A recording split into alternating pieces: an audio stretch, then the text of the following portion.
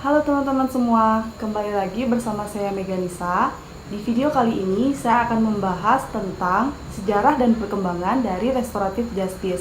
Jadi tanpa perlu berlama-lama lagi, yuk kita langsung ke pembahasan. Nah, konsep pendekatan restoratif merupakan suatu perkembangan dari pemikiran manusia yang didasarkan pada tradisi-tradisi peradilan dari peradaban bangsa-bangsa Arab purba, bangsa Yunani, dan bangsa Romawi dalam menyelesaikan masalah, termasuk penyelesaian masalah tindak pidana. Istilah umum tentang pendekatan restoratif diperkenalkan untuk pertama kali oleh seorang yang bernama Albert Eglas, yang menyebutkan istilah restoratif justice yang dalam tulisannya mengulas tentang reparation menyatakan bahwa restoratif justice adalah suatu alternatif pendekatan restitutif terhadap pendekatan keadilan retributif dan keadilan rehabilitatif. Nah, Wesley Craig mengaitkan kemunculan restoratif justice dengan teori retributif atau pembalasan dalam hukum pidana. Menurut Craig, teori pembalasan pada dasarnya kurang begitu berhasil dalam menekankan terjadinya kejahatan. Lebih parahnya, tidak mampu memperbaiki kerugian yang diderita oleh korban. Karena itu, ada sebuah upaya untuk mengubah paradigma pemidanaan dari pembalasan menuju restoratif atau pemulihan. Dalam perkembangannya, konsep restoratif justice tersebut terus berevolusi dengan berbagai istilah dan menjadi model yang dominan dalam peradilan pidana pada sebagian besar sejarah umat manusia dari segala bangsa. Demikian pula, John Braithwaite menyebut bahwa restoratif justice pada awalnya dianggap sebagai model alternatif yang ditujukan untuk peradilan anak. Dikatakan demikian karena model ini menitik beratkan pada keadilan dan kesejahteraan atau antara rehabilitasi dan retribusi. Menghukum pelaku kejahatan adalah penting dilakukan, tapi tidak melupakan upaya perbaikan pada mental pelaku.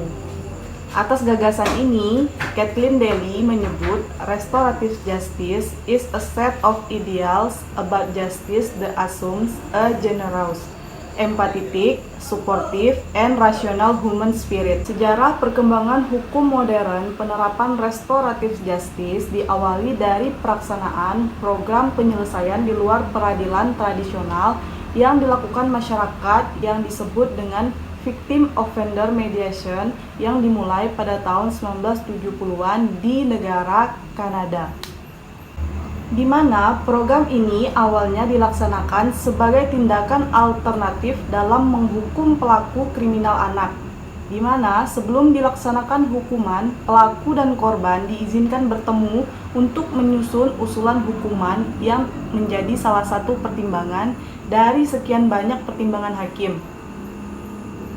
Program ini menganggap pelaku akan mendapatkan keuntungan dan manfaat dari tahapan ini dan korban juga akan mendapat perhatian dan manfaat secara khusus sehingga dapat menurunkan jumlah residivis di kalangan pelaku anak dan meningkatkan jumlah anak yang bertanggung jawab dalam memberikan ganti rugi pada pihak korban. Pelaksanaan program tersebut diperoleh hasil tingkat kepuasan yang lebih tinggi bagi korban dan pelaku daripada saat mereka menjalani proses peradilan tradisional. Konsep diversi dan restoratif justice sendiri semakin dikenal melalui seminar-seminar yang menumbuhkan semangat dan keinginan untuk mengkaji kedua konsep itu lebih mendalam. Tahun 2004 di Jakarta, diadakan diskusi di antara aparat penegak hukum yang terkait dalam sistem peradilan pidana anak untuk membicarakan langkah terbaik dalam upaya penanganan terhadap anak pelaku tindak pidana. Diskusi yang dilakukan di antara aparat penegak hukum bertujuan untuk mencari solusi yang terbaik dalam rangka memberikan perlindungan terhadap anak. Keseriusan ini pertama kali dilakukan oleh Pengadilan Negeri Bandung dengan membuat ruang tahanan khusus dan ruang tunggu anak pada tanggal 13 Agustus 2004. Melihat keseriusan tersebut, aparat penegak hukum dalam sistem peradilan pidana di Bandung, maka UNICEF menetapkan Kota Bandung sebagai pilot project atau proyek percontohan dalam pelaksanaan konsep diversi dan restoratif justice di Indonesia.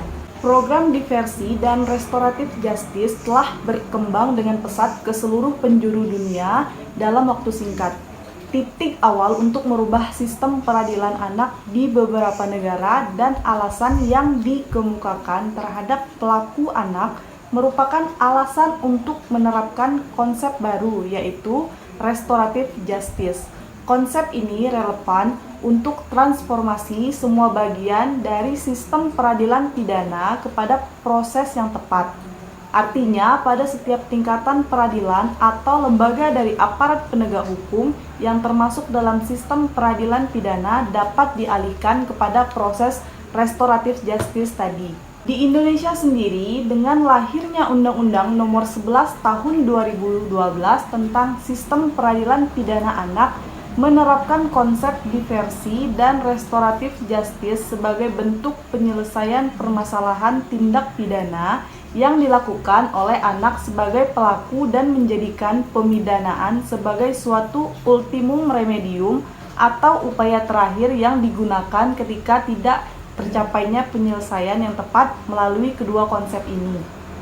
Demikian penjelasan dari saya, mohon maaf bila terdapat banyak kekurangan. Semoga dengan adanya video ini dapat membantu teman-teman untuk lebih mengetahui bagaimana sejarah dan perkembangan dari restoratif justice itu sendiri. Tetap jaga kesehatan dan jangan lupa pakai masker ya. See you!